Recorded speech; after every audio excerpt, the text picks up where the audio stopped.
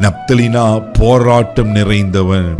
the same way என் வாழ்க்கையில கூட ஒரே போராட்டம் தான். கடந்த ஆண்டுகளை திரும்பி பார்க்கும்போது பலவிதமான போராட்டங்கள், மனுஷரால போராட்டம், ஆபீஸ்ல போராட்டம், குடும்பத்துல மனைவி கணவனால போராட்டம், பிள்ளைகளால போராட்டம், இப்படி பல விதமான போராட்டங்களை, பல நபர்களால போராட்டத்தை நீங்க சந்திச்சு நீங்க வாழ்க்கையே நிம்மதியே சமாதானத்தை இழந்திருக்கலாம்.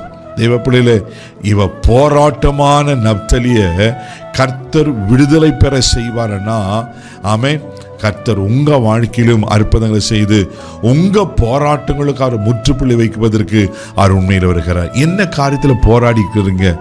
எப்படிப்பட்ட மனுஷரோடு போராடி கொண்டிருக்கிறீங்க? எப்படிப்பட்ட சத்துருவின் கிரியைகளோடு போராடி கொண்டிருக்கிறீங்க? உங்க ஆவிக்குரிய வாழ்க்கையில போராடி கொண்டிருக்கீங்களா? தேவ பிள்ளைகளே, சோர்ந்து போகாதீங்க. கர்த்தர் நம்மை விடுவிக்கிறவராயிருக்கிறார். அல்லேலூயா.